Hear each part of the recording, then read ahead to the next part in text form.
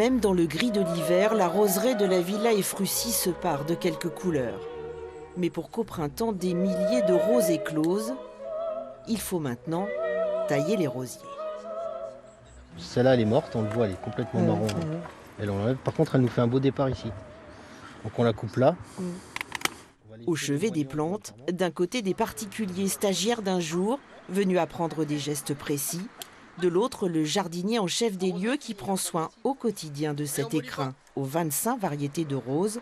Et en janvier, il faut jouer du sécateur. Alors on les taille pour qu'ils se renforcent et qu'ils nous fassent une plus belle floraison. Parce que si on les laisse monter en branches, en fait on va avoir beaucoup de bois et peu de fleurs, puisque toute la force du rosier va être donnée à la branche. Donc là, le fait de rabattre, il va nous faire des nouvelles pousses, mais sur ces nouvelles pousses, on va multiplier la floraison. Le sécateur, il faut donc en jouer sans hésiter. Or, la main du néophyte a souvent tendance à trembler. On coupe plus, on coupe moins. Si je coupe trop, il va mourir, il va avoir froid. Voilà. Chez nous, c'est particulier. On a des rosiers en Haute-Savoie donc ils sont sous la neige pendant 4-5 mois. Donc on était un peu inquiets et on s'est dit on va apprendre des choses pour mieux protéger et tailler et faire fructifier notre jardin. Je pousserai ici. Donc tu coupes au-dessus de l'œil. Celle-là, si on sélectionne cette œil-là, Ça pousse ça vient dedans. ici. C'est pas bon.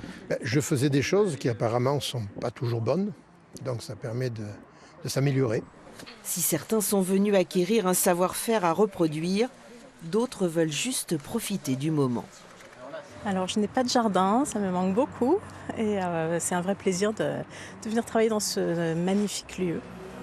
Et dans quelques mois, grâce à ce précieux travail de taille, des milliers de roses illumineront le jardin qui fait la réputation du lieu.